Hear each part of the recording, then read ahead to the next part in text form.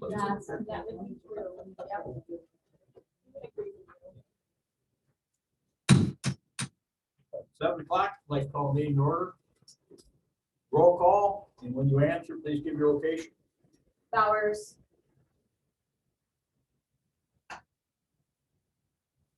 Carey. Right up here. Here. Jarvis. Here, council chamber. Moore. Here in Chambers. McLean. Here, Council Chambers. McNabb staying. Here, Hastings. Residue. Here, council chambers. Smith. Here, council chambers. Tassava. Here, council chambers. I think Don's on. Bowers. Bowers. Mr. Bowers, are you muted?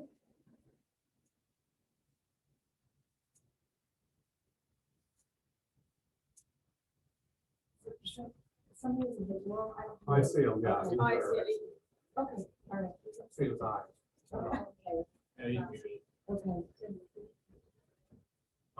Please rise for the pledge of allegiance. Pledge allegiance to the flag of the United States, to the republic for which it stands, one nation, under God, indivisible, with liberty and justice for all.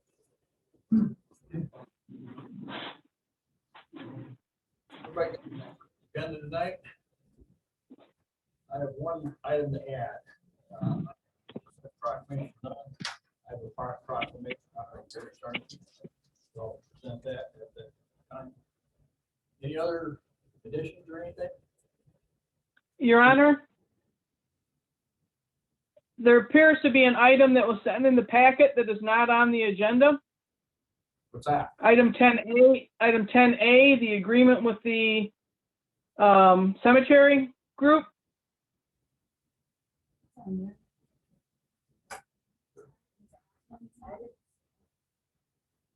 Is that meant to be on the agenda or not? I don't know.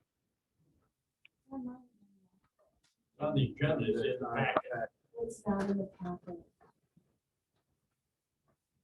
It's in the packet, but not on the agenda. Yeah, it's on the agenda. Mine's on the agenda. Yeah. Not the agenda I got from the packet. Yeah, the agenda I was at home. Okay, it is on the agenda. It's on the agenda on the website. It's. It's not. Yeah. Okay, let's add it to the agenda then, Brenda.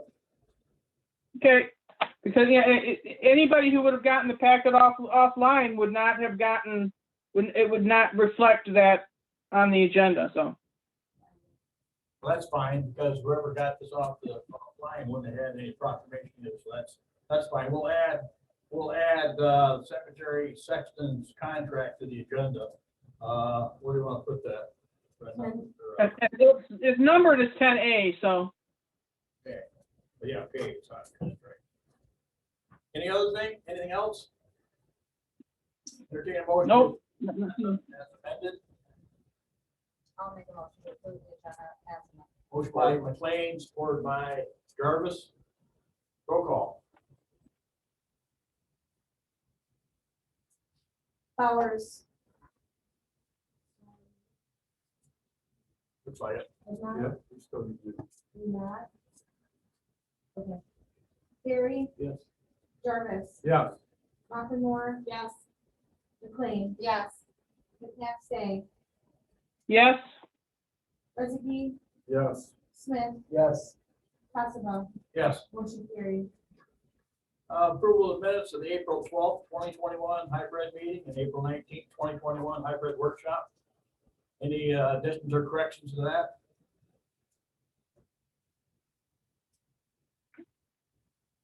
Motion to approve.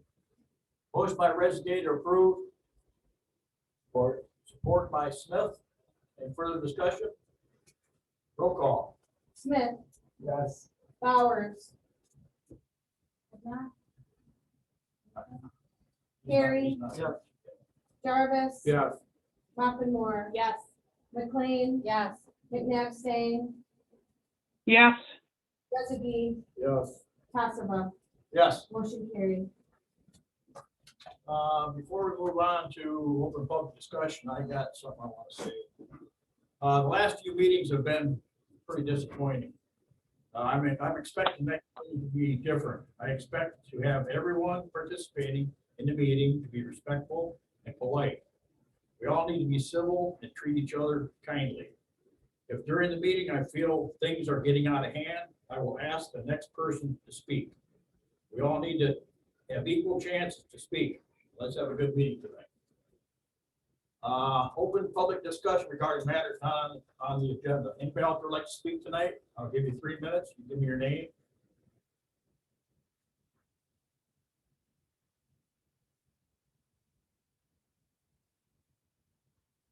Okay, moving on, proclamations. I got something for Jerry here, and we're gonna go out in front of the podium right here.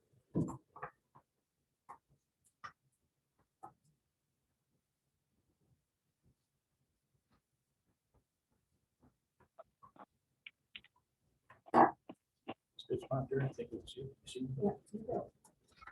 Okay, official proclamation of the city of Hastings, Michigan, and if everybody, anybody doesn't know, tonight's Jerry's last council meeting. The official proclamation of the city of Hastings, Michigan, honoring Jerry Zarnicki. Whereas on February 27th, 2017, Jerry Zarnicki became the city of Hastings Community Development Director. And whereas Jerry walked the streets and greeted everyone he met with open arms, a smile, and a handshake. Hi, I'm Jerry Zarnicki, Community Development Director for the city of Hastings. And whereas it wasn't long before Jerry became the face of the city of Hastings. He would make his rounds through the downtown. He would make his daily rounds through the downtown. It wasn't hard to spot. His 6'7" frame came down the sidewalk. You could see him and feel the positive energy that Jerry brought along with him. And whereas as Community Development Director, Jerry was a member of the DDA, the Planning Commission, offering solutions and great ideas. And whereas on January 9th, 2018, the clerk treasurer's office was struggling, so Jerry, being a former math teacher, decided to offer his services to help out and become the new clerk treasurer. And whereas being an expert in math, this should be easy. After all, it's just numbers, and Jerry's good with numbers. But he liked meeting people and being outside, so the clerk treasurer position was just a temporary one.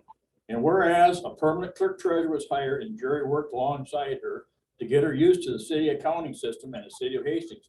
And whereas a new opportunity came along, so on January 2019, Jerry was appointed deputy city manager and given many tasks. He worked on the budget, worked on the personnel policy manual, he negotiated 2 labor agreements and helped learn as he learned the job of city manager. All this from a math teacher. And whereas with things humming right along and with the departure of our director of public services, along with Jerry's other responsibilities, he was appointed acting director of public services March 7th, 2019. And whereas the director of public services was Jerry's dream job. After all, it did get him back outside around people. And whereas on July 1st, 2019, Jerry was appointed city manager of the city of Hastings, and his 4th position started. And whereas being the city manager has many responsibilities, you're in charge of the budget, personnel, and all the different departments. You sit on many local boards as well as intergovernmental boards. And whereas for the first 9 months, Jerry excelled in city manager, organizing his leadership team and fine-tuning his manager skills and becoming very proficient at also being the zoning administrator. And then along came COVID-19. And whereas through the first few months of the pandemic, Jerry kept us all safe. He sent staff home, canceled events, set up Zoom meetings for all the boards and elected officials, sometimes being the only staff member at City Hall. And whereas with things shut down, Jerry still managed to run the city and keep projects moving forward. Downtown Main Street was repaved, a long portion of South Jefferson Street was repaved, Barfield Drive was repaved, light poles on West State Street were replaced. But the crowning achievement was the new playground equipment at Titan and Fish Edge Park. To see the kids enjoying this equipment is priceless. Whereas Jerry had so many projects that he would have liked to have finished before leaving, he needs to take pride in the many things he did get completed. Therefore, be it resolved that I, David J. Tasso, Mayor of the City of Hastings and City Council, would like to acknowledge our appreciation and gratitude for a job well done, and wish you nothing but success in your next adventure. In witness hereof, I have hereunto set my hand and cause the official seal of the city of Hastings, Michigan be affixed this 26th day, April 2021. Thank you, Gary. Thank you.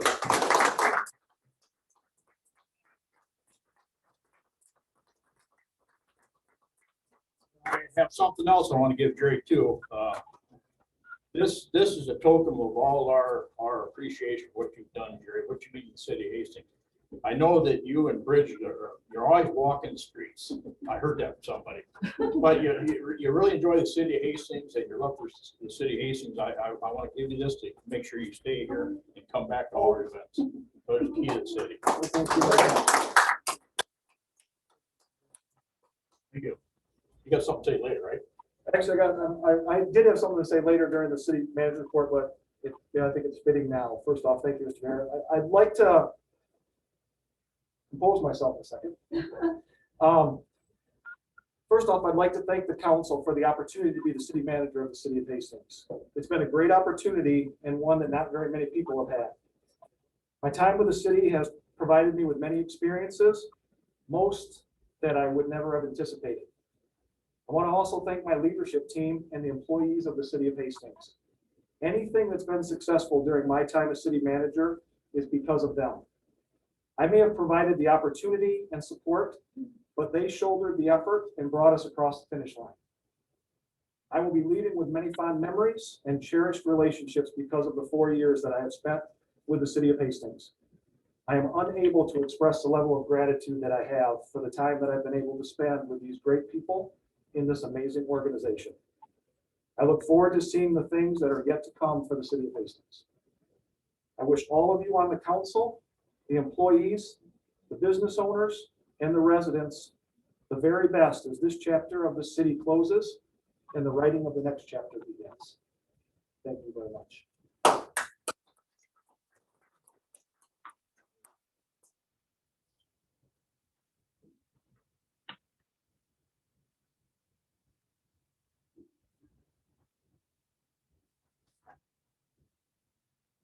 Okay, we have a public hearing tonight. You hear comments, make determination on the operating budget of fiscal year 2021-2022 and the millage rate to be supported by that budget. So I will open the public hearing. Anybody out there in the public want to discuss want to address the budget that we're talking about tonight? Anybody out there in the public?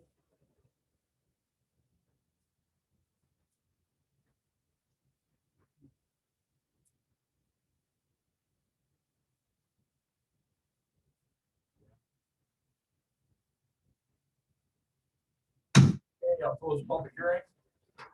City Council, anybody want to talk about the budget tonight? Your Honor, I would. Make a motion to accept the budget. Support. Motion by Rezegi to accept the budget as written. That was supported by Jarvis. We also have a resolution 2021-14. Should we handle that separate? Okay. You want to include that in your I'll motion? include that in my motion. Okay, the motion was made to adopt the budget as presented and consider resolution 2021-14 to adopt the General Appropriations Act and set the millage rate for fiscal year 2021/2022. Got a question, Brenda? Comment?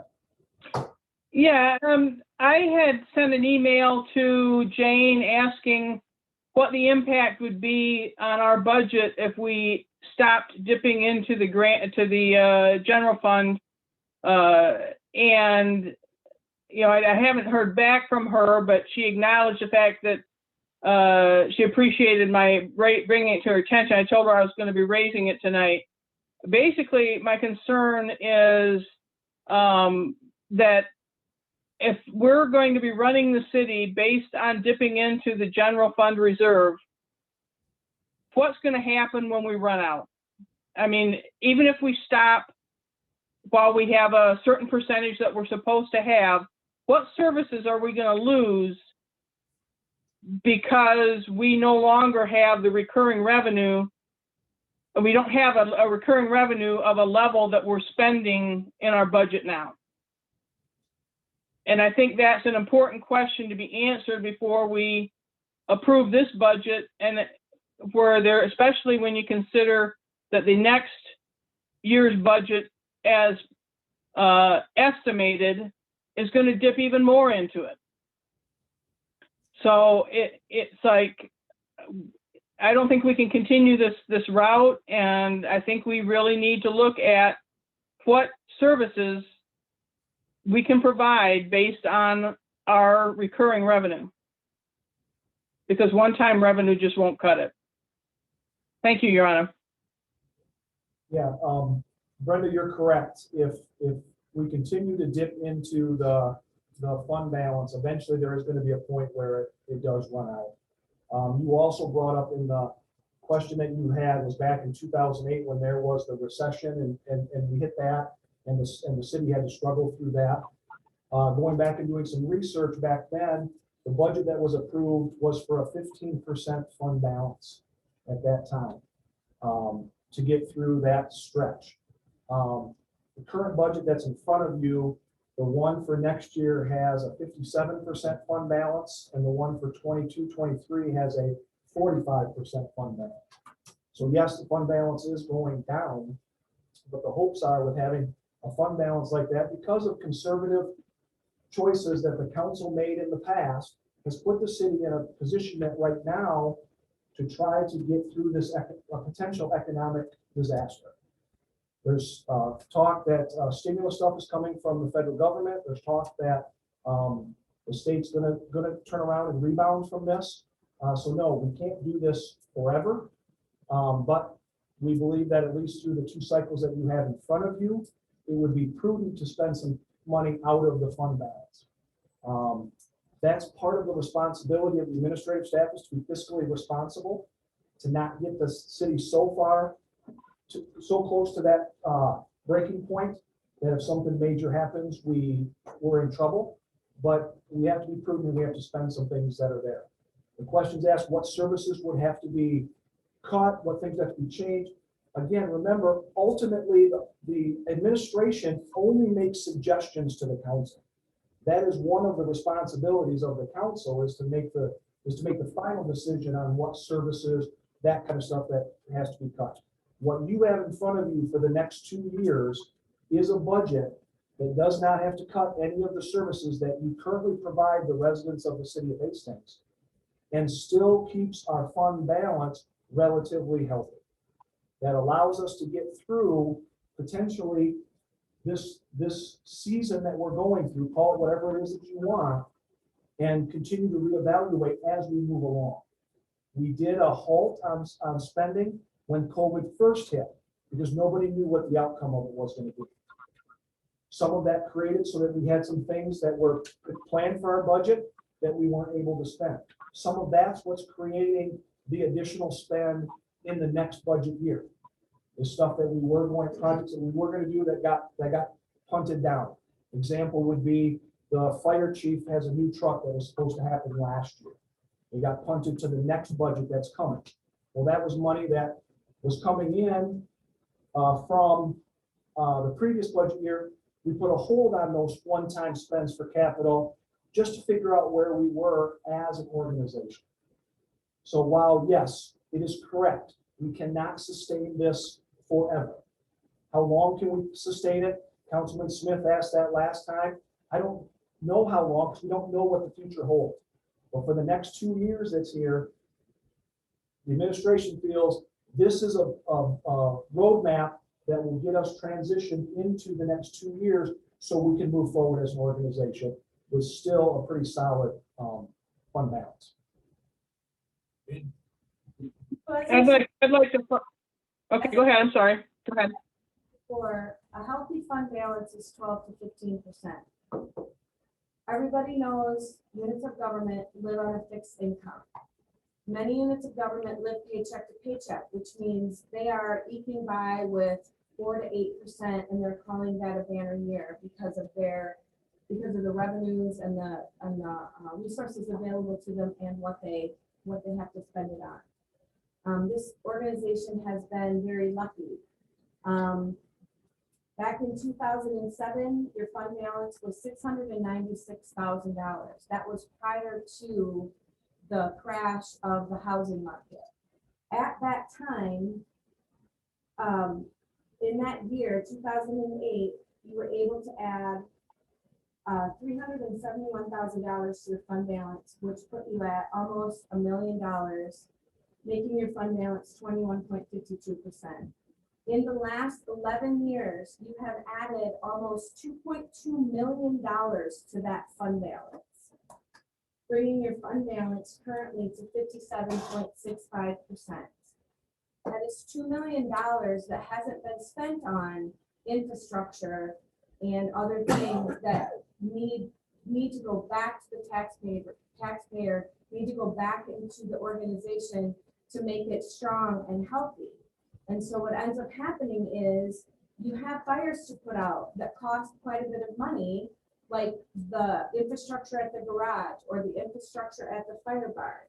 But if you're good planners and you're good stewards of that money, even in 2016 and 2017, where you actually did spend about $250,000 of your fund balance, you still managed to increase your fund balance over the last 11 years by $2.2 million. So with that increase, this council has a record of understanding that your original budgets, I sent out an email to you earlier or later last week, showing you all of the original budgets that were adopted with a thought that you were going to spend more than you took in. And of the 10 years that I showed, all but 3 years, you budgeted to use fund balance. You didn't end up using fund balance, but you went into the budget assuming you were going to use fund balance based on the recommendation of your administration. And because of this, you allowed yourselves to imagine what it would be like to push that money back out to the taxpayer, even though it didn't happen. That's the $2.2 million addition. So my thinking on this is, again, the budget is really a guideline. The state requires us to pass an original budget and to amend that budget. It is the law, because we have to show that we're using forethought. We have to show that we have an idea of how we're going to spend that money, and then that's the direction we go. The direction may change mid-year. The economy may crash again. We may have to do a similar response that we did with COVID and say at the end of the year, we have no idea what's going to happen. We've got several items that are one-time infrastructure spends. We're gonna freeze because we don't know if this is the right thing to do with that money. We made a decision on the fly. It was the right decision at the time because no one has a crystal ball. And that's why we have a budget. That's the reason that you put a roadmap together. It doesn't mean that that is going to be the exact way you journey, but it's going to give you a guideline of how you're going to get from here to 365 days from now. And so I believe that just because we brought to you a general fund use of spending of $535,000, it doesn't guarantee that we're going to spend that, but it shows you that we have a plan for that, and it's going to the right thing. So I wanted to bring those stats to you because what's happening this year isn't unique. In fact, you have approved budgets with use of spending as high as $635,000 use of fund balance in the past. So this is not unique. What we're asking for isn't any different than what other directors of finance have asked you for in the past probably 15 years. I only went back to 2007, but I wanted you to see what basically your normal business was for adopting a budget. So that's what I have to say. You have a question, Jim? Yes. Talk about. Yeah, talk to me. Last time we had a meeting, you said you really owe this to the people that pay the taxes for this. I think we're being real clear. I can't hear you, Jim. Last meeting, Jane made a comment about how you can't just grab money from the taxpayers and stuff it into an interest account. You really have to be, it was very, I think that was real prudent of Jane to say that, but you've got to look at it that way too, isn't it? Thank you. Don, question? Oh, yeah. First of all, I want to make clear, I think was the motion to adopt the budget as written and to consider the resolution or adopt it? Adopt it. Okay, because I thought I considered twice. Right, so we're gonna adopt the resolution 2021-14. Okay, all in one motion. And then the other thing I had is, Jerry, you mentioned about the trend. And nobody knows. I do know for the next 2 or 3 years with our fund balance, I think everybody understands that we can spend more than we're taking it because we have a healthy fund balance. And I do think there's a magic number, maybe it's 25% or whatever that is. Maybe that's something we all decide. So for the next couple of years, I'm okay with the trend it's going. But in 2 years, I'd like to see a trend go the other way. And I'm sure the rest of the council would like to agree. But it's all based on our projects. And I know that we missed some infrastructure stuff. And I'm happy to spend more money on infrastructure. You know, but we obviously can't spend more than we're taking in for too long of a period. You know, and there is a bunch of things around the city, but when we have, I think, that healthy fund balance, I think bringing those decisions to the council of how to spend that money and letting us make a decision would be a good way of the different decisions, the different ways to spend the money, and let the council make that decision too as well for what they think the priority is. And I do hope that when we, pass this budget, that the staff does their best to operate by the budget, spend the budget. And then I have a question for you before your comment, TJ. I imagine before we adopt this budget, do we have a bunch of budget amendments that's coming to us for the Budget last amendment budget? is not for this budget. No, for the last budget. Yes. Because I imagine we moved some money around, we all know that, and that's part of the law. You explained it when you first came here. One of the things you were doing was budget amendment, it got old. And then we haven't seen as many as we have in the past. I imagine that they're still out there. We bring a budget amendment at the end of the year. We were doing it every month. Right. We but- were doing it every month for like 6 months. Yeah, Before COVID. right. And maybe, I don't know No, that, there that's the wasn't deciding a lot. factor or not. My first year, we had 3. Yeah, One it was was like for 3 months in a row. library, One was for fire, Okay, but Before we, you. Yeah. One thing, Don, I want to comment to what you said is that once this budget's adopted, I hope that the staff sticks to this. I will tell you that the staff does an amazing job to work within the budget that you propose. That is something, without them doing that, you as a council wouldn't be in this position. You know, if they went out and it didn't follow what's here. This is the roadmap. In the case of spending, this is the and I don't discount that at all. Yeah. I agree with you. so just I want to let you know, the staff does an amazing job of making sure they're within the budget that's here. I have zero concern of that. For me, it's the capital improvement. It's Yep. that money that I want to see move. Yeah, but Sometimes there's outside variables that Yep. make decisions for us, like what happened in the last year. So, second, hey. Do you want to have another comment, to my point? so to your point, that's what this budget is. We're bringing this to the council for your approval.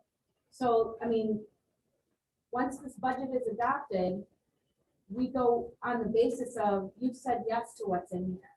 That you read it, you understand it, and you know what's coming. So we don't, the general rule is not to discount this budget and spend it on whatever staff feels like at their whim. So this budget is our roadmap. This is what we look at. And then to your point about the fund balance, I believe our charter specifies that we have $500,000 in the general fund. That's the fund balance goal. And that's an old, that's, I know, but the charter is the charter. Yeah. It doesn't right, mean but it's it's a gonna minimum. be changed. That's a minimum, Yeah. not a maximum. Right. No. It doesn't say a maximum. Minimum fund balance of $500,000. And I Right. think it's 500,000 meet the state's rule for 90 There days. is no The rule. state doesn't really have a State rule. Well, don't they have a recommendation for operating, Auditors do. They have. like before they bring in like an emergency manager? 12 to 15% of your budgeted revenue. That's all. That's all I'm saying. I just want to avoid being looked at. Question, Jack? Yeah, I do have a question. Okay. And I'm only asking this because Jerry's leaving, and I'm wondering, you said administration, follow, and they're good at following the budget, and they're supportive of it, but I do have a question about, I'm not really sure whether we followed the process that we had lined out, like the exact dates and things that I think Don brought up at the last meeting. So if I can ask, and I'm not sure if I can ask, Jane, I pretty much know how you feel, but Dale, Travis, Roger, and Dan, who are department heads that really probably are gonna be, guiding this as we go until we find a new city manager. How do you feel the process went, and, did you feel like it's going to work? I guess that's time. Are you asking about the process or if they can follow this budget? That they Those are, can follow the budget those are two and the different things. process. I mean, the process is something we gotta revisit when it's time to start looking at this again, to see if that was the best way to go through the process. But we're at the point right now where we're talking about this budget. Is this a budget we can work within? Did we even follow that? I guess what I'm questioning, because I'm not sure if we followed the process, how involved were they in developing this They budget? provided us with the numbers for the budget. They complete the CIP, that's where it starts. They give recommendations for the CIP. And we meet with each department head. And again, it's ultimately with the budget coming to you, if there's any cuts that have to be made, that ultimately falls on my chair. Of where if there's anything that we're not going to include, that somebody put in there. That's ultimately where, if you look at, this is the city manager's So budget. you met with Travis, and you met with Dan, and you met with I met with, Dale. yes, And the assessors and Peggy. and Peggy. Every department head meets with us, sometimes more than once if they need it. And they're given the Excel document that starts this process, and they fill it in. And then we meet. Any questions, Teresa? Your Honor, may I make one more comment? I'll go all the way through here and I'll come back. to you. John's got a comment. What rate did you say? Okay, go ahead. Fund balance, healthy fund balance is 12 to 15%. That's very healthy fund balance, it's 12 to 15%. And we're at the end of year 2020, we're looking at about a 58% fund balance. All I know is that we can't keep moving away taxpayer money without spending it. on either infrastructure or OPEB. Don't hear yourself. But telling basically people out there, we can't keep doing this. Or we either give a tax rate back to our citizens, or I'm sure they don't want it back. They want their roads and sidewalks fixed. Comment else? But OPEB and MERS not in this budget. OPEB is, yeah. OPEB is. Yep, there's about a $250,000 increase in spending from last year to next year, and then there's another almost $80,000 in the second year. So, yes. Well, that's great. I'm glad to finally. And About MERS is, $500,000. and MERS is in there. The pension contribution is in there to meet our obligation. Oh, good, that's good news. I'm glad to hear that. I tried to find it, but I couldn't find it. Okay, Brent, you got a question yet? Go ahead. Yeah, just a couple points. One is that 15% of the fund balance is going to mean nothing if we're building a budget based on non-recurring revenue, because you're going to lose that as well as, so how, I didn't get an answer as to what was going to be cut out. What would be cut out if we had to lose the $1 million that we built into the budget that is non-recurring, or that we're taking out of the general fund. But secondly, Jerry had made a point at the workshop that we as a council were approving just what was in each department, not what was, the totals of amounts going to each department, not what was in that department for what what they're spending the money on. So, and then there's also in this resolution, a statement that says that the city manager is authorized to make budgetary transfers within the line and items of appropriation centers established through this budget. So we have no say over how they're spending it per department, just how much each department is getting. I wanted everybody to be clear on that. Well, once you approve a budget, you've approved the spending, you know. What you're kind of referring to is that if we approve the budget, then when they get ready to spend the money, they have to come back to us.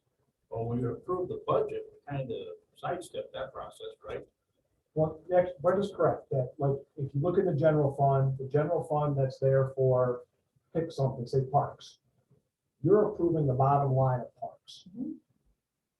What may happen within parks is there may be a flow between the individual line items, like one line item might be a little bit high, one might be a little bit low. But if that bottom line for parks, whatever the amount is that's in here, that you give the staff to spend on parks, that's what you're, Oh, really? yeah, So the staff can move the line items at their own will. within the park, not with their own will, but I mean, the guidelines in there, the line items that are there are the guides that we're trying to hit. But again, we want to put in a new restroom facility. We put an amount in there of $100,000, ends up being $112,000. But there's something else in the parks that comes in $12,000 less than what we planned on.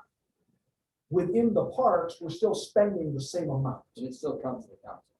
So the big projects come to you still, but we're not going to come to you and ask for a budget adjustment to move $12,000 to that restroom line item and take $12,000 from another line item within parks. Now, if we take it and move it from the general fund to the streets fund, then yes, we have to come to you and ask for that movement. Or if we're going to move it from parks into fire, we have to come to you to make a move like that as a staff. Big projects, we still have to bring. Anything else, Brenda? Nope, that's it. Thank you. Okay. We have a motion and a support. Consider resolution 2021-14 to adopt the General Appropriation Act and set the millage rate for fiscal year 21-22. Any further discussion? Roll call. Rezegi, Yes. Smith, Yes. Bowers, Yes. Siri, Yes. Jarvis. Yes. Muppinmore. Yes. McLean. Yes. McNabb Singh, No. and Tassava. Yes. Motion carried. Next item, formal presentation and requests. We have a request from Julie McMillan, Berry County Great Start Collaborative Coordinator, to hold the 11th annual Berry Family Event in the entire Titan Park Large Pavilion on Saturday, June 5th, 2021, from 7:30 a.m. to 1 p.m. The event will run from 9 a.m. to 12 noon.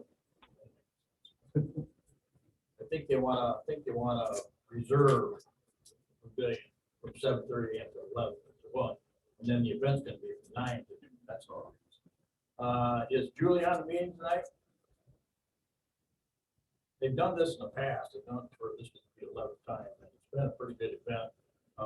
If you read the packet, they told us in there that they're gonna follow all the guidelines, and as it's closer to the event, if something happens where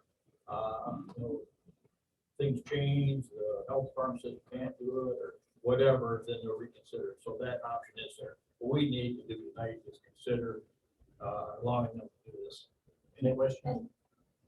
Let's make a motion first. Smith makes a motion to approve the direction of staff. Motion by Smith, supported by Moore. You have a question? I was one of the co-founders of this event back 11 years ago, so if anybody has any questions, let me know. It's very well received in this community, and it's a great event. I'm super excited to see that it's still going. One of the concerns, I think one of the big concerns they had, they want to give away bicycle helmets, bicycles. They gotta figure out how to do that, making 6 foot apart. So normally, what we have is normally Rotary comes in and they're the ones who, will hand out the bicycle helmets. And I'm not sure who's handing out bicycles other than they might, be giving those away. Right. So, but I know the Rotary does that. They will come up with a way to do it, I'm sure of it. Okay, any other questions, comments? Oh, yeah, I was one of the co-founders of the program. Well, let me You're tell on, you, it normally Just rains, a second. it normally She rains can't in the hear. morning. What was the question, Jim? Teresa, I was asking you what the weather's gonna be like then. Well, it threatens to rain in the morning and then it clears off and then it's a nice warm day. Yeah. Nothing. Okay, we have motion and support. Any further discussion? Your Honor, I just have one question. Go ahead. Does the motion also include waiving the fee for the pavilion? Which they've asked for? You put that in your motion, Don, waive the fee.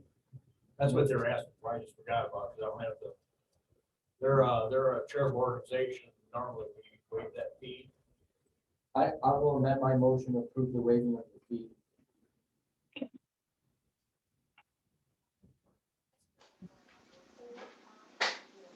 I'm saying, I support, you support it. And I support the amendment motion. I can hear you, I can see you, but I just. wanna make sure- Can't you hear my head nodding? I can hear your head nodding. Thank you, Brenda, for noticing. Other questions?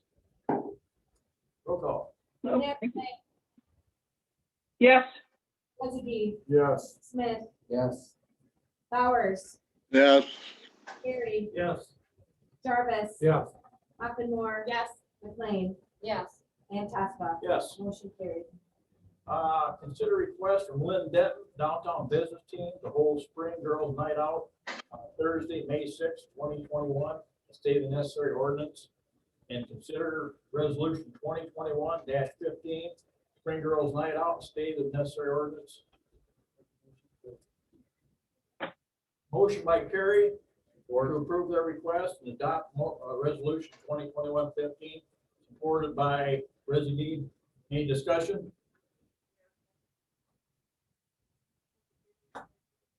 Roll call. McLean, Yes. McNabb Singh, yes, Hezekie, Yes. Smith, Yes. Bowers, Yes. Gary, Yes. Jarvis, Yes. Hoppenmore. Yes. And Tasca. Yes. Motion carried. Recommendation from other boards. Consider request from Cemetery Preservation Advisory Board to approve sexton contract with Wickham Cemetery Care effective July 1st, 2021 through June 30th, 2024. I hear a motion to approve. I'll make that motion, Your Honor. Support. Motion by Riskey, supported by Jarvis. Discussion. I have a question. Don Smith, go ahead. Is this what year, is this the second year they've done this? Or second year they? This is the last year, 3-year contract. Last year of a 3-year So contract. last year's year. Mayor, Yes. is this the only bid we have? We didn't let it out for bid, Don. The contract was getting ready to expire. And we asked Wickham if he would consider extending his contract. And he said he would for the same price that we were paying him before, same charges, Same price for 6 years. same price for 6 years. That's what I figured out too.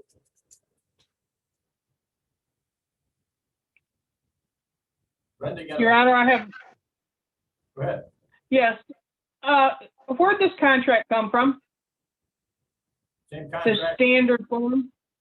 Yes, same contract that he had the first time. The same wording. Is there a typo? It's the same contract that we gave the last 3 years ago.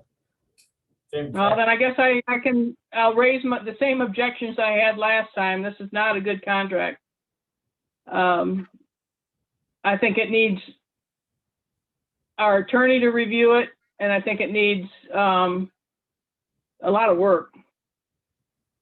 There's nothing talking about amendments to it. There's nothing about There's not really a very good default clause. I mean, it's a and I would not consider it a small contract at $83,000. So, and because, it doesn't even say how much he's getting paid per year, per month, how the payments are going to be made. It doesn't, it's like, it says $83,000, but for how long? Is that for a full 3 years? Is that on a per year basis? Is that a per month basis? What is it? Well, So I think it needs, I assume we're gonna pay them the same way we've been paying, and that's been monthly. When we have a burial, the people that have a loved one that's buried pay the city, and we pay Josh, it's the same exact money that we take in, he gets. So it's just pass through. I can ask the attorney to look this over and suggest something else. the burials I'm not concerned about. Those are pretty set and they're in our ordinances and everything. It's the 83,000 that the spring and summer maintenance and winter snow and ice removal. I don't, 12 months out of the year where with our maintenance people that work in the parks, they kind of work seasonal. They come in the spring and they're done in the fall. Any other comments on this, Gary? No, and that's a yearly for him, Brenda. And then the reason it says winter snow and ice removal is if there is a funeral burial in the winter time, Josh and his crew go out, they plow the drives, they make sure that there's a path to get to the grave site for the families. So they do some winter snow and ice removal for those events. They don't do like we do with the roads every time there's a snow event, but they do come in and make sure that's prepared. They're also in charge of going through in the spring, making sure all the sticks are picked up, everything's cleaned up. They get the weeds out of the drive. They do all of that kind of stuff. So they take care of the entire cemetery. That's what this is for. I think right. Yeah. I don't have so much a problem with who it is or what we're paying them. I just have a problem with the fact that it does not say anywhere in this agreement that it's $83,000 a year.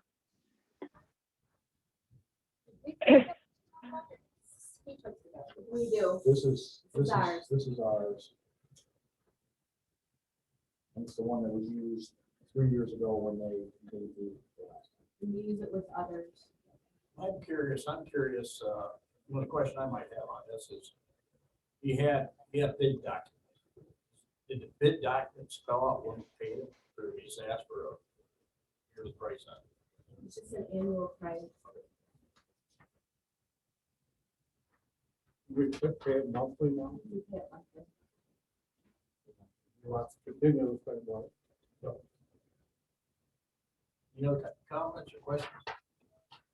I'd like to make a comment, Ron. I've got to say that this crew has kept that cemetery looking better than it has ever looked.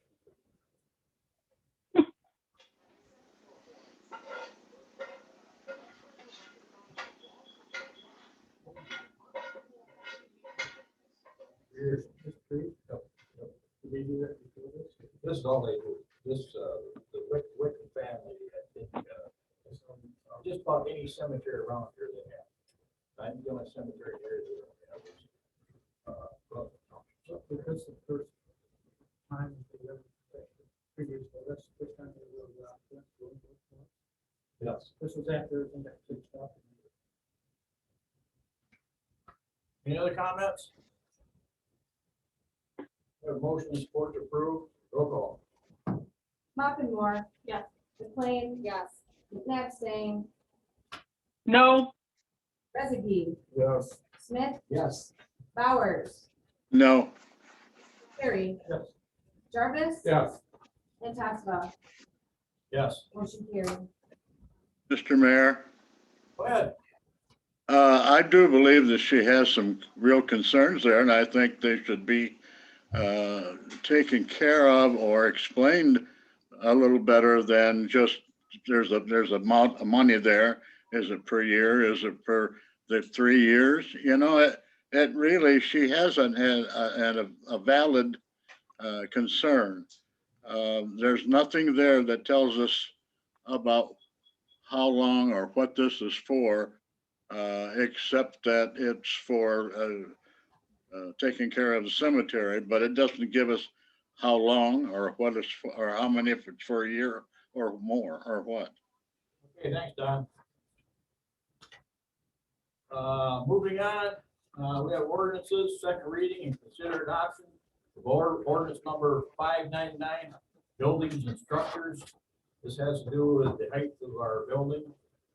We have Dave Hatfield on the meeting tonight. Does anybody have, let's entertain a motion first. I make a motion to adopt ordinance 599. Motion by Smith to adopt ordinance number 999, supported by Jarvis.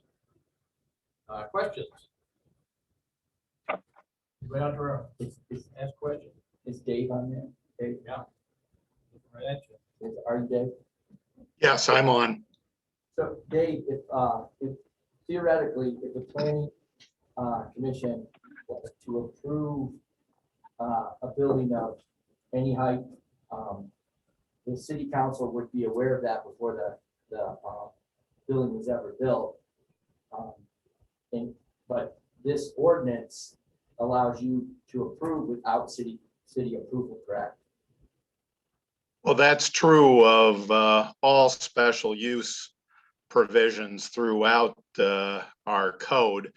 One of the requirements of the special use process is that the planning commission will hold a public hearing on this. So I think there are any number of ways that the council can certainly make the planning commission aware of any concerns that they might have on any given proposal.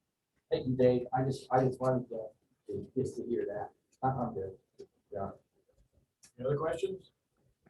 Yes, I have one question for Dave.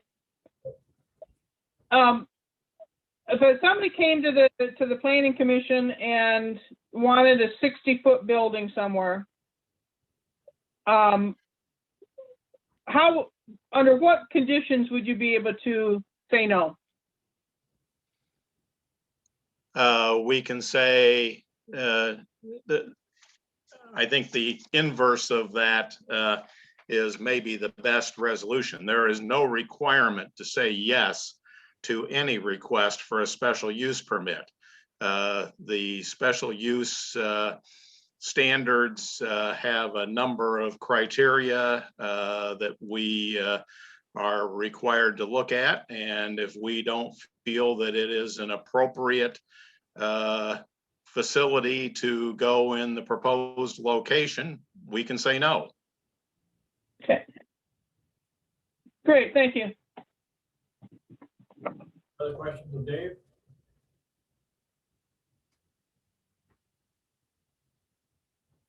We have a motion and support to adopt ordinance number 599. Any other comments? Roll call. Jarvis. Yes. Moore. Yes. Klein. Yes. McCampstein. Yes. Rezegi. Yes. Smith. Yes. Bowers. Yes. Harry. Yes. Tassava. Yes. Motion carried. Next, we have the second reading and consider adoption of ordinance number 600. Keeping of animals in the city, specifically chickens. Do I hear a motion on this? Yeah, I'll make a motion to support or adopt ordinance number. Motion by Jack McLean to adopt ordinance number 600. Do I hear support? I'll support it. Supported by Smith. Questions? I have a question. Is it possible to make an ordinance, I didn't think of this till later, like for 2 years and see how it works out, and then another 2 years make a decision? Because That's a good idea. sometimes people, don't take care of the lawns, they don't do this, and I just don't know how this is gonna turn out with chickens and people on the other end, well, we're having chicken problems now, we don't have an ordinance. Is that possible, or Question for too Dave. late? What? Is that a question for Dave? It's a question for anybody to answer. You hear that? Dave? Did you hear that question, Dave? I believe I got it. And there is a provision in the draft ordinance that requires the party to get a permit, and that permit has a life of 5 years, after which they've got to reapply. So it doesn't, it's not a review of the entire ordinance, but it's a review of each permit that's issued. Otherwise, I mean, we can review any ordinance we have at any time we deem it appropriate to do so. No different than we're proposing this amendment to an existing ordinance. We can come back and, you know, if this is a nightmare, we can come back at any time with a revision rescinding it. I have several questions. Go ahead, Don. Don Smith? Okay. I do want to say in ordinance, number 600, one of the reasons that I supported it is I think the mitigation steps for the chicken, the coops, the rules, having the food inside containers, all the mitigation steps, I think it's probably one of the more well-written chicken ordinance, if you will, in the state. And I think I want to thank the planning commission for doing so.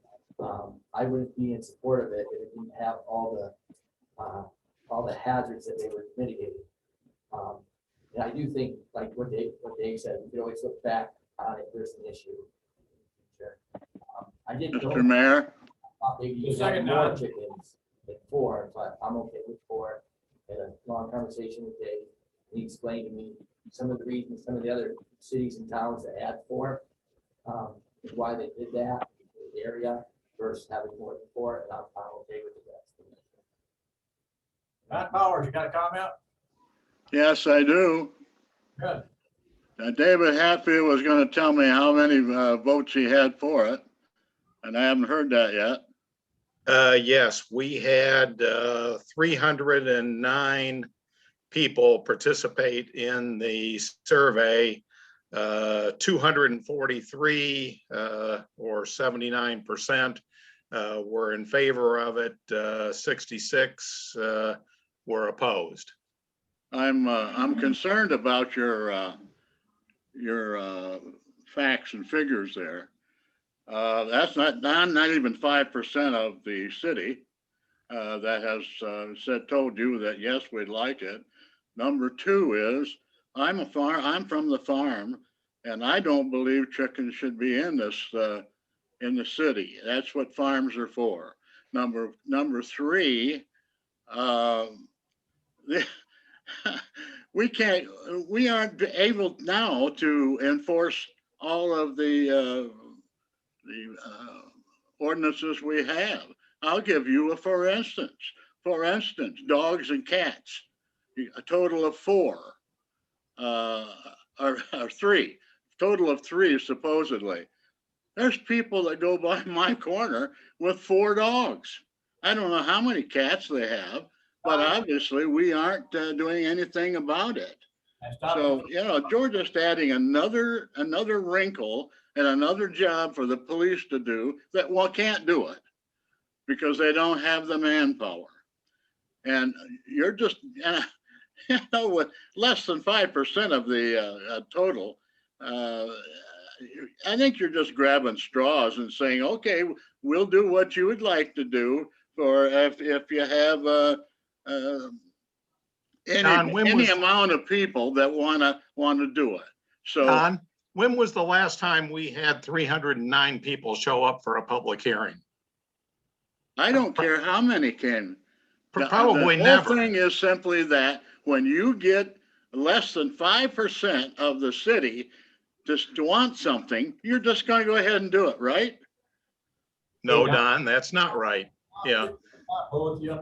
We have a motion and support to approve this. you know, I understand your feelings towards chickens, Don, but, I kind of like to move on with this. So. Yeah, may I make a statement, Your Honor? Or ask a question? Go ahead. Okay. Of that 309 that participated, how many were residents? All of those were residents. And how did you know that? Well, I say that there's no way on that kind of a survey to verify that. We did ask that question. I guess my my own feeling is that a non-resident really had no incentive to participate in it. Unless they have friends in the city that want chickens. What if they violate getting a permit, they violate getting a renewal or following the requirements? I mean, the ordinance does state that they have to follow the noise order, odors, dust, fumes, but there's other requirements within the ordinance. What if they violate those? There's nothing in this ordinance that says what happens. It's silent as to that. I believe that actually that's true of most of our ordinances, that, you know, violations are, and violations and fines are actually an issue for council. But my hope would be that if there's a significant violation, we, you know, deny them the right to maintain chickens. How do you? And then if they do anyway, I just don't know. I just don't know the council's power to come in after the ordinance and say, this is what happens if you violate it. You can be fined. You don't get a renewal. I don't know what we do after the ordinance, and then they claim you didn't have it in the ordinance before that, so you can't hit me with something that I did in the past. Is Dale Boulder on this call? Is Dale, you out there?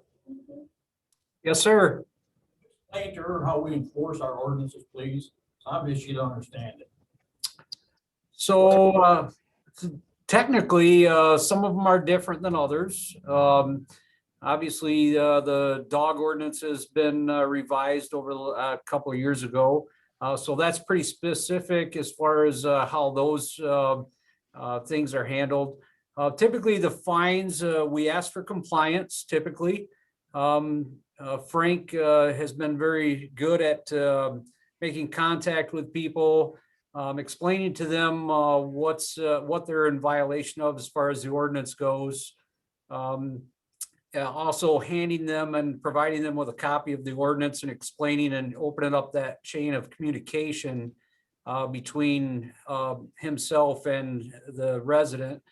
And typically we look for compliance. Some people have, opted to go the other route as far as the fines go. And we start out with a municipal ordinance violation, which starts out at $50. Then there's a second municipal ordinance violation, which goes into $100.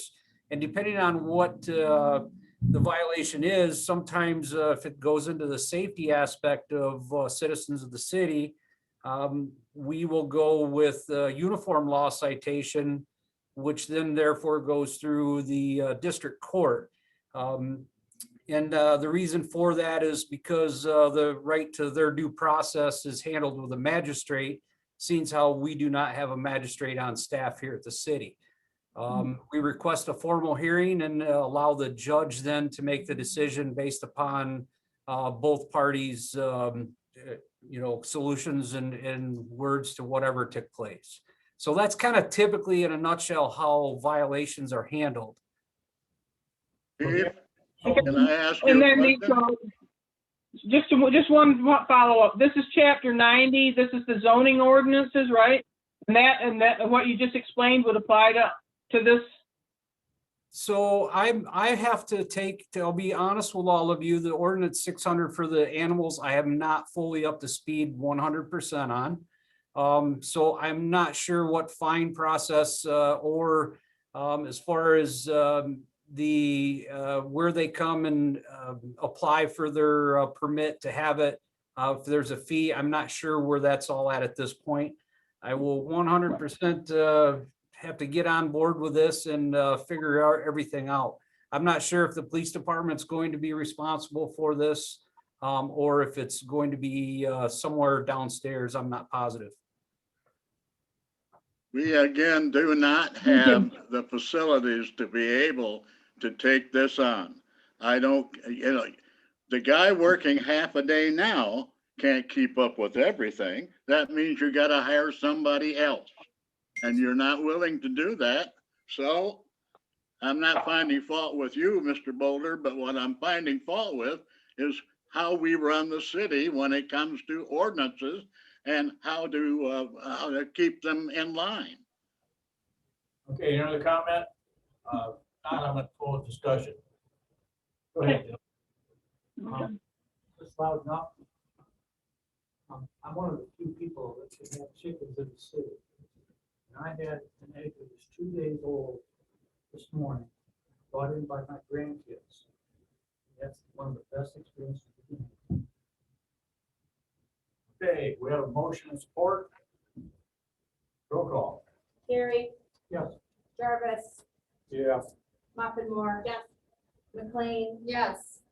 McNabb saying, No, Rezegi, Yes. Smith, Yes.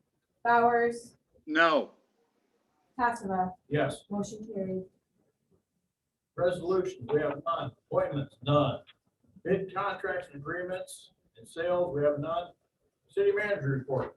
Thank you, Mr. Mayor. On the call is Police Chief Dale Bolter. His report's in there. Dale, you want to give a highlight of your report that's there? Sure, that would be great.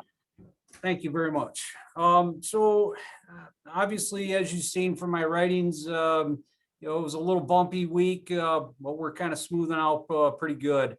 We're moving forward, and like I said, we always have, and there's several positive things that we're looking at and taking place right now.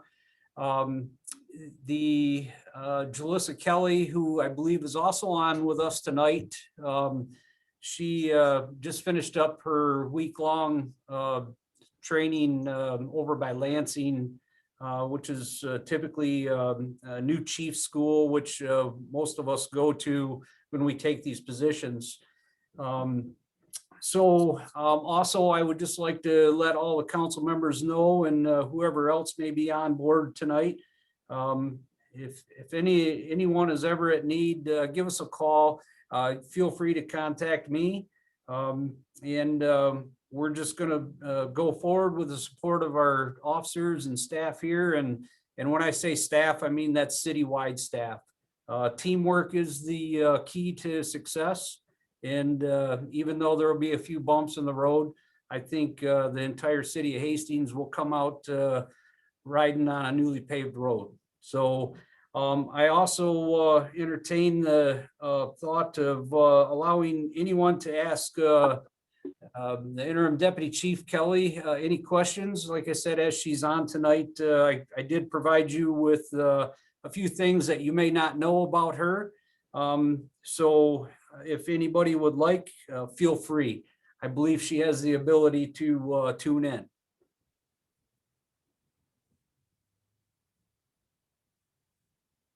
Hello, everyone. I'll just say hi for now.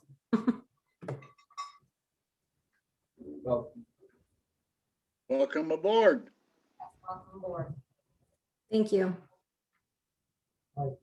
Thanks, Dale and Jalissa, for that.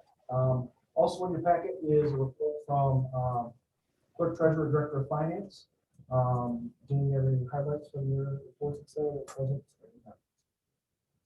Okay. Or any questions for Jane? We've been budget, switched into this certain time frame, so. We're a month into our new payroll system, and it seems to be going very well. And We're looking forward to upgrading our financial software here in the near future. Staying with the same basic software, we're just going to the cloud version. So, I don't have a chance to read my report, but if you have any questions, I'll be happy to answer. Any questions for Jane? All right, thanks for your report, Jane. Also in your packet is the report from Dan King, the Development Director. Dan, any highlights from your report that you want to make sure council gets their eyes on? Yes, thank you, Jerry. The biggest highlight is on the first page of the report regarding the Bennett Clausen project at 128 North Michigan, which is the former Moose site. We're nearing the end of the road for the due diligence aspect of this project. Bennett Clausen is working with MEDC to put their final touches on the community revitalization program grant that they've received a letter of interest from the MEDC. So they're working through that. The upcoming activities for both our brownfield, the Hastings Brownfield Redevelopment Authority, and City Council, and you'll have to recall back when we had the couple of different companies come and provide their conceptual drawings and ideas to council. Council selected Bennett Clausen along with the programs that the state programs that Bennett Clausen was going to participate with. So in the report, I don't need to regurgitate all of that information, but there's some noticing deadlines, some public hearing deadlines that have been referenced in my report. So we'll move along that timeline and hopefully get some shovels in the ground here sometime this year. Other than that, if there's questions regarding any other aspects of the report, I'm happy to answer them. I have one question for you, Dan. Can you hear me? Yes. I'm curious about the redevelopment ready communities timeline and how, I think last time we talked about it, you had referenced that some things were changing with, I think the number 6 section. And I'm just curious if you found out what has changed and if we've made any progress towards that certification. Yes, I had a good conversation with Julia Turnbull. She's our representative from the redevelopment ready communities section of the MEDC. We've clicked a couple more items off the list. Once the draft budget and the CIP, once the budget is ratified and the CIP is ratified, that'll be a component of the redevelopment ready community. The green, yellow, red panes that we'll be able to check off, as well as the master plan. Once the planning commission, they'll be requested to have a public hearing at the June meeting for recommendation to City Council of adoption of a master plan. That'll be a huge check mark for redevelopment ready certification. There's also some portions that I've been working on as far as the bylaws, getting bylaws added both to our website and to social media. That's going to occur likely in the next week or so. So yes, Jackie, to answer your question, we're going through those panels, checking those items off. Since the last report, I think we've checked 3 more panels off. Awesome. That's great news. And if there's anything that I can do to help with that process, I would be more than willing to assist. Great. Thank you very much.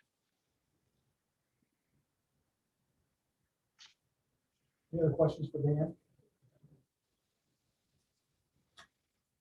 All right, thank you, Dan, for your report. Next thing, Mr. Mayor, is in your packet is a copy of the updated employee handbook. This has 4 years ago when I came in was a process that was started and stopped a couple times in that 4 years. The handbook that is in front of you, we've worked with a personnel policy consultant to kind of go through the old handbook and kind of say, here are things that can't be there anymore. Here are things that should be added now. with the changes with the laws and stuff like that. Once we had that piece together, it was given to the leadership team and have them read through it and look at it. How do you envision this being applied with your employees? Now, again, if we have a department that has a agreement, a contract, who has a, I'm gonna apologize right now, I'm stalling, because I know as soon as this gets done, the end of this meeting goes pretty fast. And it seems like an eon when the last meeting was coming, so. If any of the departments have a contract, the contract supersedes this. This would cover anything that the contract doesn't cover, and the contracts are negotiated with the union members. This does oversee the administrative staff, anybody who's in the leadership team, as well as any of the employees on the first floor here in this building. It also includes the full-time firefighter, would fall under this personnel policy. So the attempts was to get to something that is manageable, understanding that there are people in different departments. And so while this doesn't speak specifically to certain areas, it has the ability to be applied by management to have a fair employee experience for employees here at the city of Hastings. So after I got feedback from the leadership team, I then passed it on to Stephanie and Rhodes McKee, who reviewed it from that perspective, giving just a handful of changes after that point. So what you have in front of you is a document that has gone through that series of things to get to your hands. And what I'm asking tonight is for you to approve this as the policy moving forward for employees at the city of Hastings who are not covered by a contract. Non-union. I was just correct. I have a question for a motion. Sure. Since in the theory, you said that the personnel policy, if someone has a contract, agreement contract. Yep. That would supersede this. But if there were things that were missing out of their agreement contract, then this would apply. And this will apply. So it will cover union. too. Yeah, it does cover them too, Okay. if it impacts other things. And usually, this model is pretty close to what's in a lot of the contracts already. I like And it. so, You need a motion? Yes. I do need a motion to approve it. You know, you I motion. was gonna make the motion that we approve the position. Motion by Jarvis. Support. Supported by Smith, that we adopt employee handbook for the city of Hastings, presented by the city manager. Mr. Mayor, can I put one more comment real quick? The other thing that's been put in place, Lori Parmenter, who has kind of taken the lead, she's been certified through an HR organization to kind of help with the personnel stuff. It has been put into place that this will be reviewed on an annual basis, initially going through the group that's defined in here of any potential changes that could come to this policy. Again, any changes to this policy have to come to council before they're put in. Okay, what'll happen is it'll be meetings with the department heads, what's working, what's not working, and then bringing it first before it comes to you, to the group that's defined in here. Just have a discussion about it, and then again, it would need to be brought to council before the policy is changed. So that is planned on being an annual. I have one question. Is the personnel field board something new? Brand new. Yep, was not in the old one. Okay. Yep. So is that something that was recommended by? It was recommended by the personnel handbook person, as well as Ian Norton from Rose McKee, who's their employee attorney, labor attorney. And I noticed council members are left out of the personnel for a reason. And, you know, that's the point I gotta make. It's not our job. If somebody comes to me, I say, go talk to your supervisor, go talk to the steps, and I never hear from them again. And This is meant to cover the employees that fall under the person in my position's responsibility. And you make, as a city manager, the final decision on personnel. Yeah. Something dry. Got a question? Yeah. On that view, Diana. I'm done. How is it going to be implemented? Like upon approval tonight, it's going to be going out to the, We'll get it out to the department heads, have a discussion with them, so that they can then meet with their employees. Because again, we tried to make this, personnel policy not so specific that it can't be utilized in different departments, because there's different needs. Right.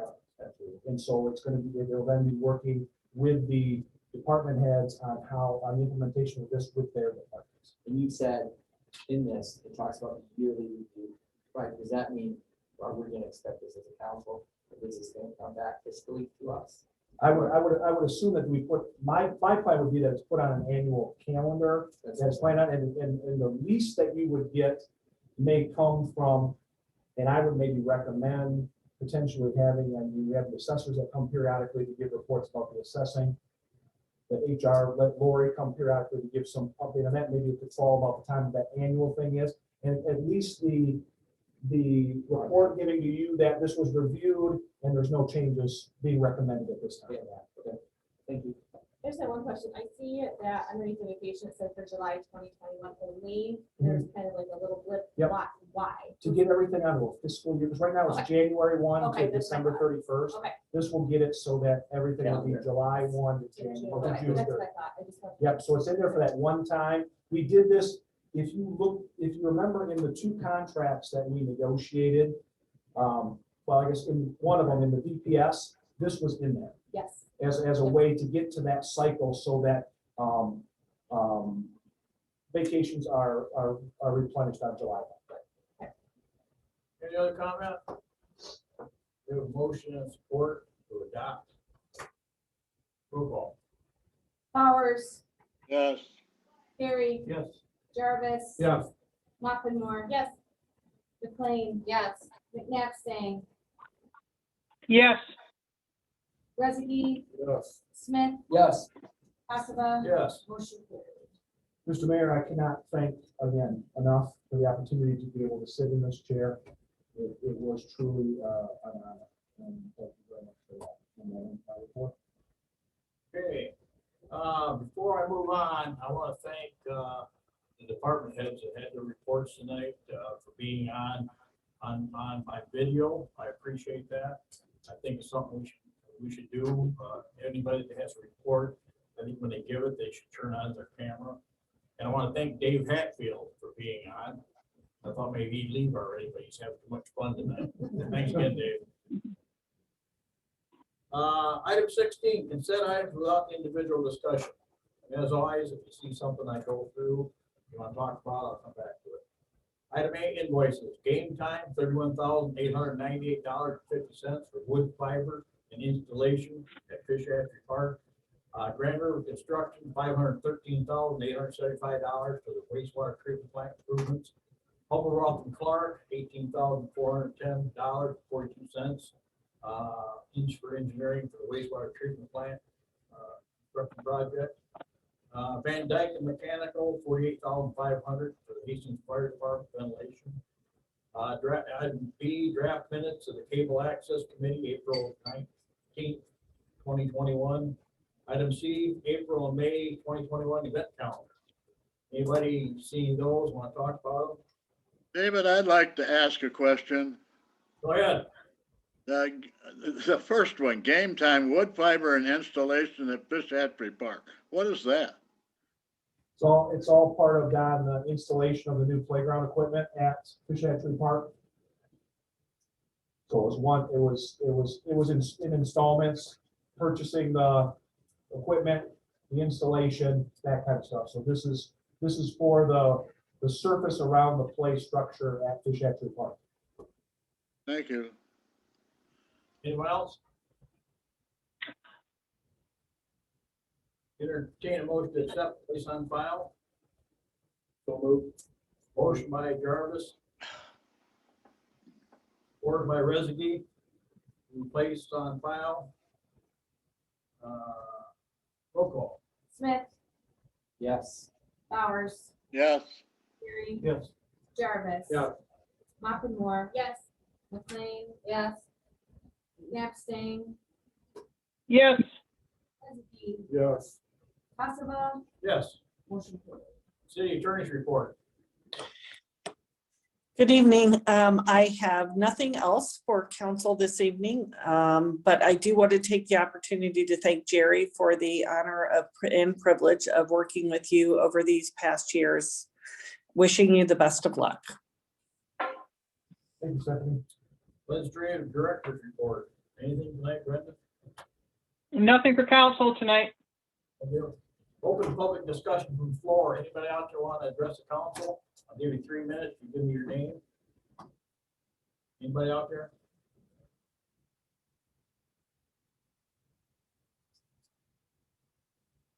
Mayor and council comments. I have one comment. Go ahead, Mayor. I wanted to remind the council, I think, after we make a vote, I think we need to stop talking about the topic until, I think it's a new point at that time. I know sometimes we want to ask questions. After the vote, during the discussion is the best time to ask questions and make comments. I do understand that we have some zoning ordinance issues. I know that, and I briefly mentioned that we did in the budget pass a 50% improvement for workload improvement for the code enforcement officer. So I think the code enforcement officers can be doing 50% more work than they were before, 20 hours or 30 hours. I know that's well needed. And that goes to the points that Don made and Brenda about enforcing some of these things that are on our books currently. And I know that Dave's looking at that, but I think having all those hours added to the code enforcement, I think they've got they're underneath the police direction. I think it's great. Also, I'd like to thank Jerry for his service here. Commitment to the city for this whole time. You know, there was ups and downs through COVID is a lot. You know, getting demands from all of us. And, you know, but I appreciate you and respect you for everything you've done. You know, and you'll be missed for sure.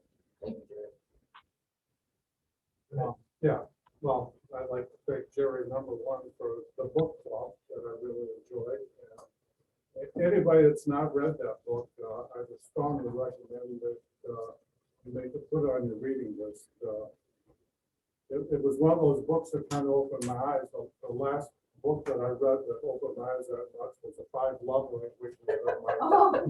My current wife had me read. Oh my gosh, Alan, that's so It made our marriage much better. So hopefully the 13 things with the city make us better too. So Jerry, thank you. It's been a pleasure knowing and working with you. No sense wishing you good luck. Whatever you do, it's going to be good. So. Go ahead, Trace. I got a couple of things. One, I just wanted to mention, I love the artwork on the city garage. Love, love, love it. I think it looks fantastic. Also, I love the way that the staff from the city honored Josh Sensiba and his family this last week on his sort of his last day of his last round of chemo. I really love how everybody takes care of everybody here. So I thought that was fantastic. Also, just a quick plug for the medicine take back. If you guys have meds in your house, please don't throw them in the garbage or flush them. Please take them to the medicine take back out at the expo and or the DEA take back. And Jerry, I sent you a picture. It's in your email of you standing up in front of all of us. So I just want to make sure you know it's there. It's on today. And thank you for everything you've done for the city.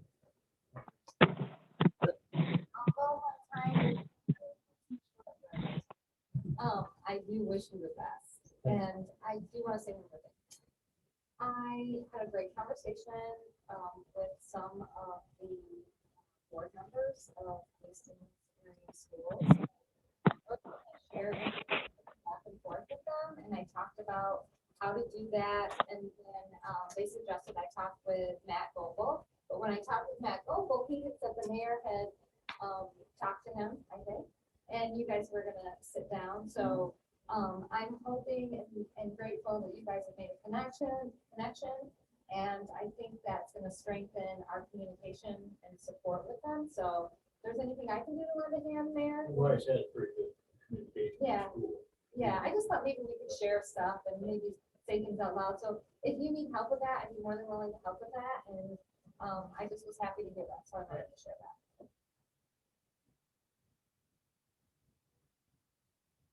Neil Boulder, Forgot to tell council we collected 115 pounds, and they took the notice away, so I couldn't read it. Oh, it says, but no, it's 115 pounds of medication on Saturday at Yeah. VA. Yeah. Okay, any other comment? You ever got a comment? You know, last meeting, Don, at the end of the, Don, about, at the last of the meeting, he was talking about, more or less, just said, let's get civilized. And, you know, they just started this meeting now. Now take a look around. I see a whole bunch of smiles. So, you know, thanks, Jerry. I'm gonna miss having you sit. Any other comments out there? Anybody out there? You forgot John. John. Well, excuse me, it's so quiet down there. You ain't here. Go ahead, John. This is a sad day, today, Gary. I'm gonna miss you a lot. I think I've been working with you from the beginning, and the things you have done for this city is phenomenal. Just wanna let you know how much I appreciate that. And you are well respected in the city, and I'm sorry to see you go, but yet I'm happy for you. Thank you. Anyone else out there? There's another sad week last week. We lost another City of Hastings retiree. Larry Jordan passed away from complication of COVID. He worked for me at the city garage some 16 years ago. He worked for the city for 10 years, was an excellent employee.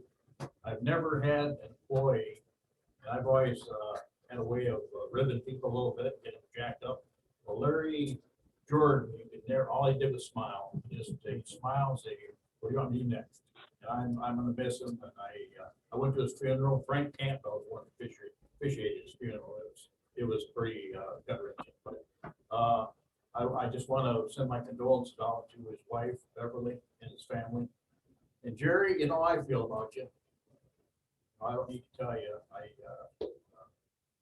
At times it was a little difficult, you know, because I would try to tell you what to do and you don't. I appreciate it. You thinker and the way you are. I hope you use that key well, because I expect you at all the events in the city of Hastings. Okay. Any other thing come toward council? I make the motion, we adjourn. Motion by Jarvis, supported by Smith. We adjourn. All in favor, say aye. Aye. Opposed, same. Good night. I want to thank everybody for being cordial tonight.